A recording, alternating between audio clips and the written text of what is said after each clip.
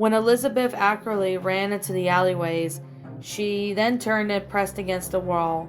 Red and blue lights flew past, shining into the alleyway for only a brief moment. She had been chased for over and over again for most of her life, off on a bad foot, as most would kindly put it. You see, Carrington didn't have that many citizens, located in Elkhart Country, Indiana. This town was only compressed about 7,000 citizens. Elizabeth was the kind of person they all disliked. She was a thief and had been in prison multiple times in her life. Only 25 years old, almost all of it was in and out of custody. The Second Great War had only ended a year earlier, and this was 1946, where most people celebrated victory. She just continued living, filthy clothes covering her, including a brown coat that her mother had given her. God rest her soul, everything she owned was either taken or given to her. But her thieving was not why she wanted, coating her thin as a blanket of snow, but it was not matched by the town as a whole. In fact, around her was a thick sheet of white snow and ice, covering anything and everything. It was cold, and it was desperate. The desperate and freezing to do drastic things to get by. No, this time she had gotten too far, at least in sight of the witness, placing the small bloody knife in a pocket on the inside of her coat. She covered her face with her hands in disbelief, as another police vehicle, on search for her, drove past. All the houses along the street, potential witnesses that could have her flee into the alleyway, seen, but that was when paranoia began to eat her. She wouldn't say she regretted it, but she definitely regretted being seen. She never said it was a saint, not even as Christmas Eve touched into Christmas Day. He was in her face, he had assaulted her. If there was one thing you should know, is that you don't make any living friends in that living life. When you live in and out of apartments, sometimes outside, your plans don't always work out. Some of your victims might not like getting mugged. Some may even be extremely violent, even on Christmas Eve. There were dozens of ways it could recognize her, though her long blonde hair, pale skin and blue eyes, her clothes, and even possibility of her height, just to name a few. She couldn't find any plausible way out into her head. There was one thing that never came to her mind though, at least not in any suitable manner. The odd sound of ringing bells, light-piercing bells, sounding like it just came when attached with a bolt to a single string for decoration. She couldn't see anyone around her, nor she could hear footsteps. The world around her, in fact, just seemed still. The second she pulled her hands from her face, a blinding flash of light came into view, causing her to put them back in place. Although she could hardly make any sense of the situation, the light only made her think of one thing. They found me. Oddly, instead of the typical hands up, she heard something that she could only relate to as a flag violently blowing in the wind. Instead of the cold handcuffs being thrown onto her wrists, she only felt warm. She then pulled her hands away from her face, and she saw him. Standing in front of her was a man well over 7 feet tall, covered in a shining white robe. Behind him 2 wings, each of them full of white feathers. When she tried to find his face, all she could do was, and what could find was the skull of a bird on his shoulders. Elizabeth Ackerley, you are visited by Father's angel, the man said, only feeding her fear. She would have pulled the knife out of her coat to try and defend herself, but she was forced to believe him. Not only had he appeared, not only he did this from certainty lift the cliche, but the snow, which should have been falling without a care, was still, simply floating in place in the air. There was no wind, no sound, no livelihood in the neighborhood around her. "Why are you here?" she asked, her heart beating furiously in shock. She couldn't comprehend what was happening, but she had to speak. "Thou art chosen, not by one but by thy king. I have been tasked with delivering the chance of a better life, though. But first, your story must be given." "Why my story? Why do you want my story?" "To fill the pages, child. Though they have the ability to speak thy past." She wasn't about to disobey with the will of the angel, especially not in this circumstance. Not even the thieves are idiots. Well, I was born in the Big Apple in New York, yeah. I didn't have much of help, you know. I was thrown into this world and fought to survive. Bad upbringing, that sort of story. Made my own way down Erie with some friends that aren't friends anymore. What did for yourself now?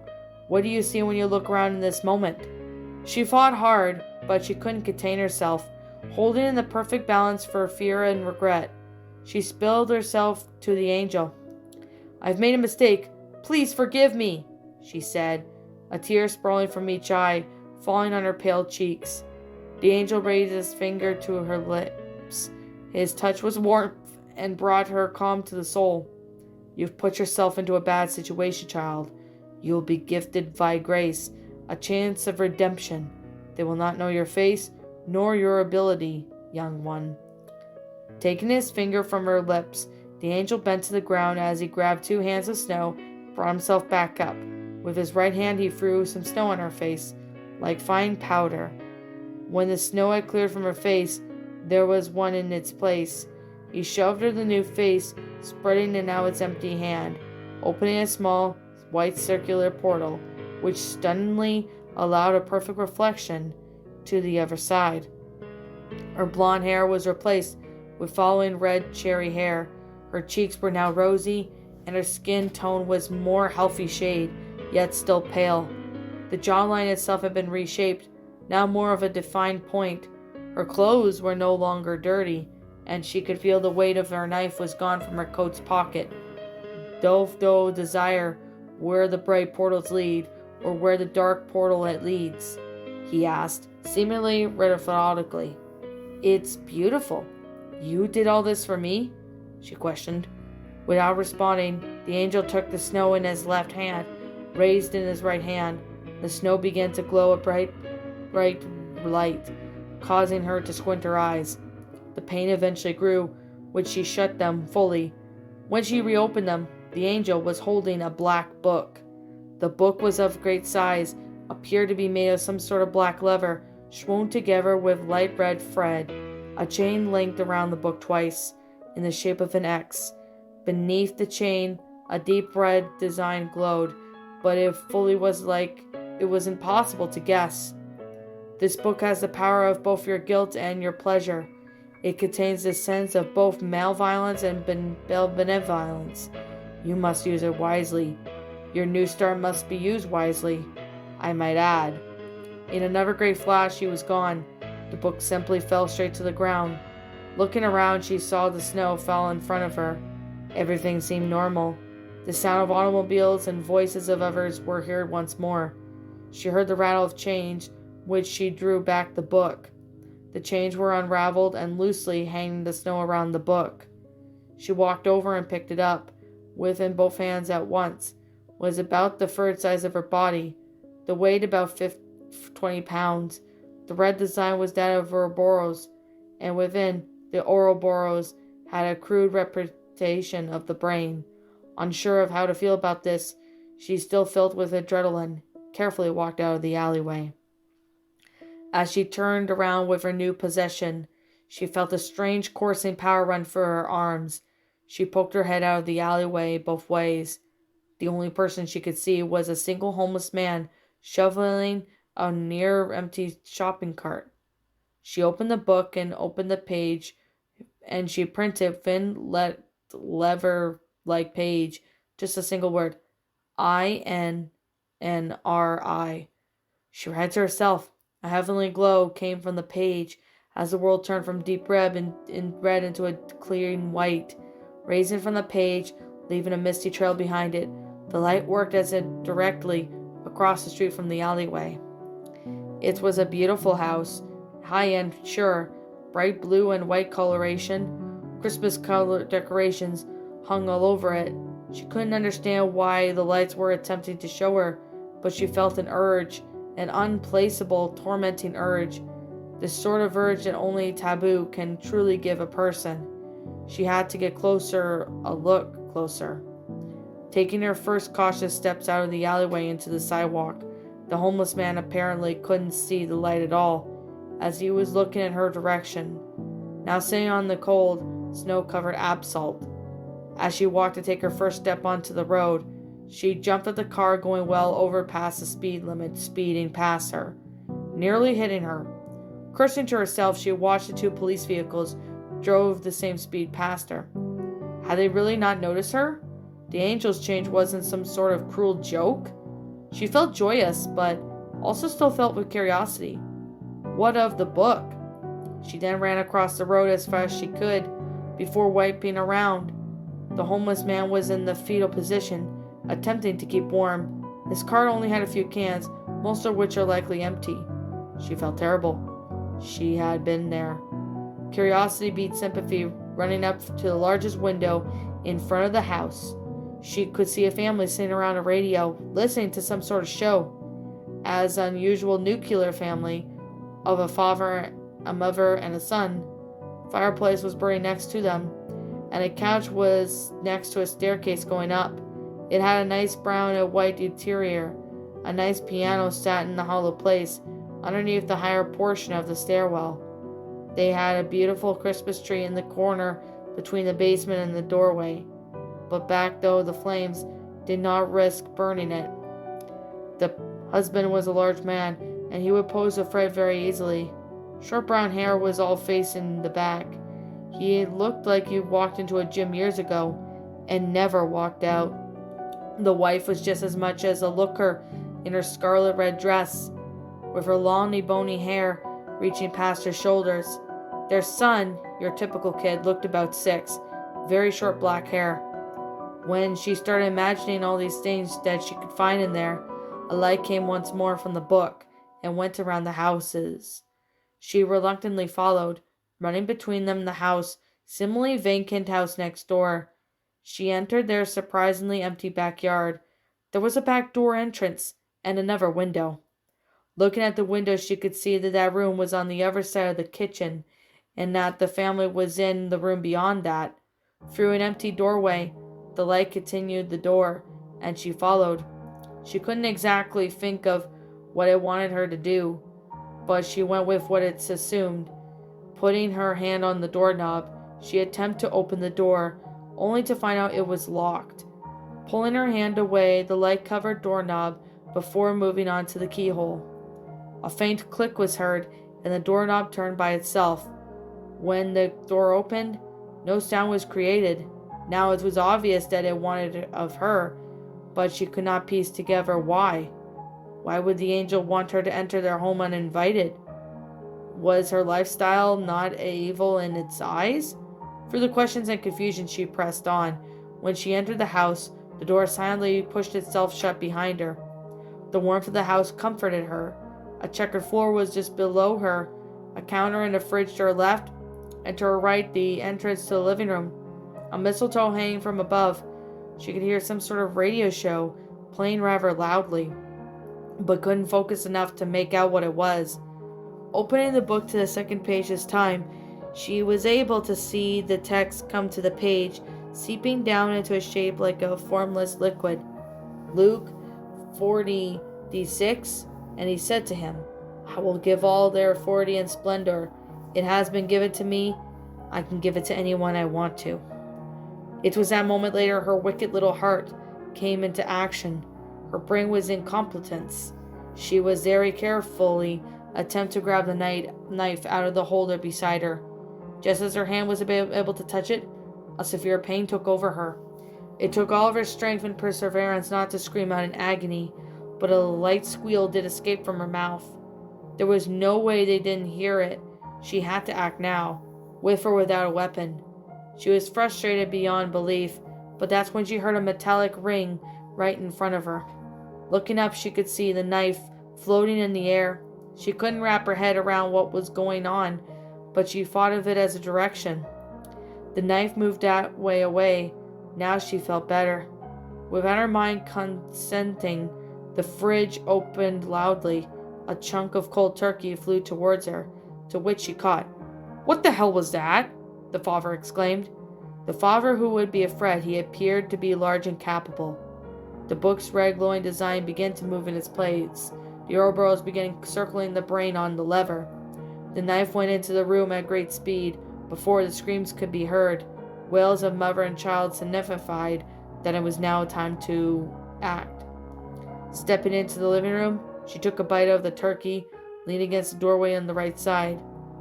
The mother was holding the child, which was attempting to shake the body of the father. There was a kitchen knife sticking out of its right eye. The familiar blow was now covered the front door and windows, which she assumed to be no sound from the inside could be heard from the rest of the town, nor they could escape.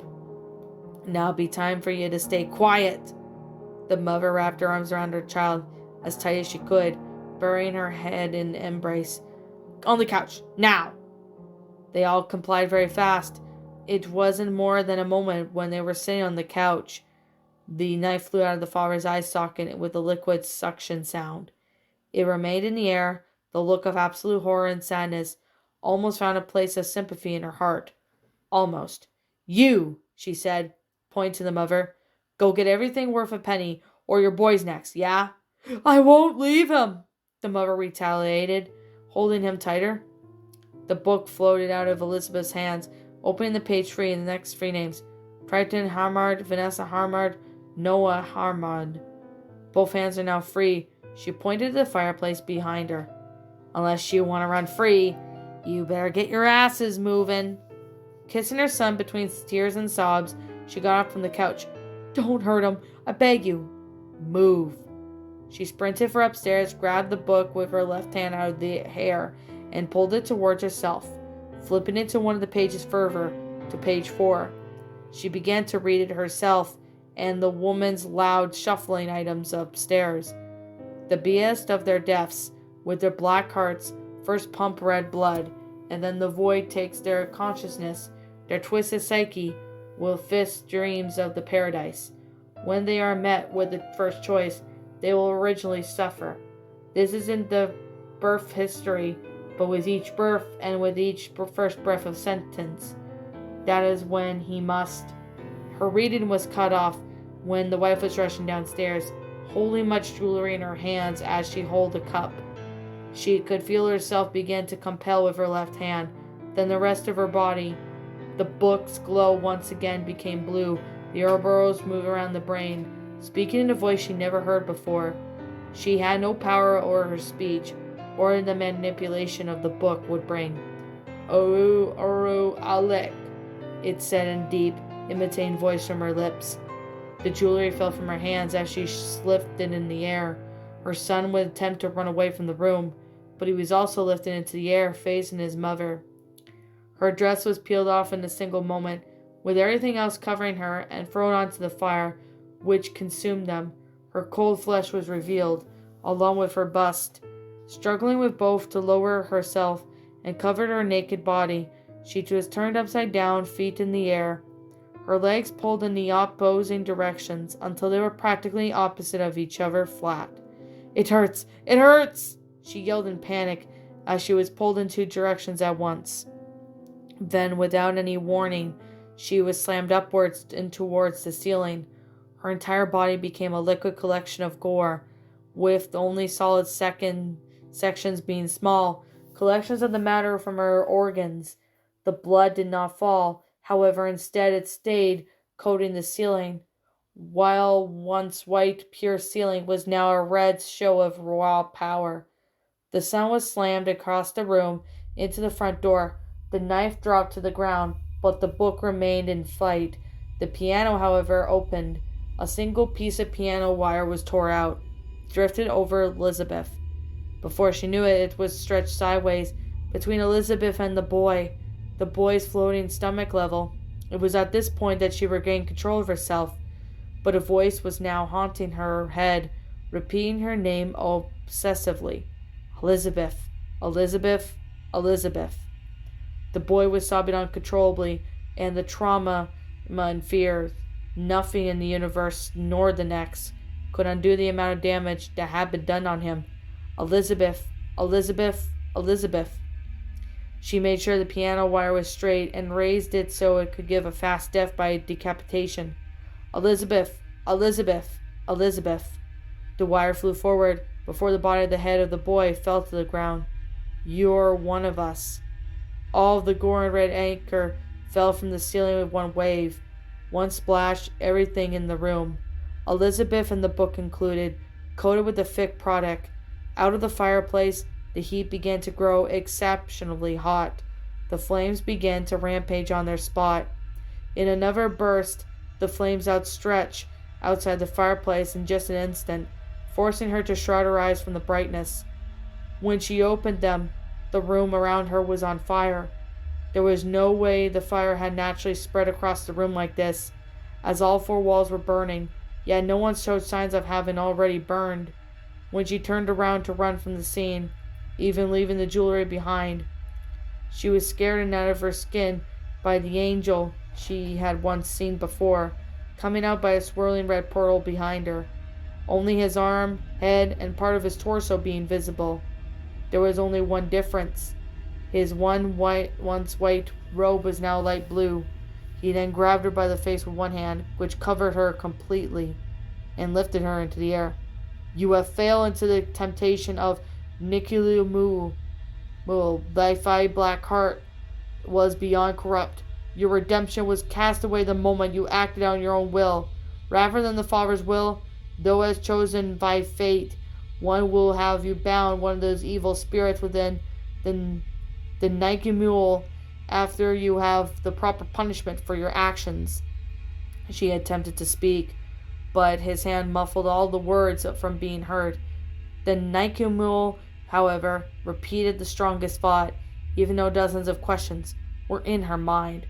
"What kind of an angel are you?" To which the angel replied, "Samuel."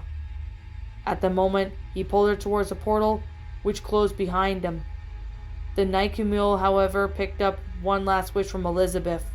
As she was pulled into the portal, it now enacted it and then fell to the ground, or rather through the ground. As the homeless man saw the fire, he attempted to run away, dragging his cart behind him. A large wind was now coating both of them, and his cart in snow. When the snow cleared, he was wearing a thick winter coat along with padded pants, his pockets full of jewelry on the floor, and that was presented to Elizabeth. When he quickly turned around to grab his cart, amid the shock he screamed in joy, thanking God for his new bounty. It was now full of canned food and supplies.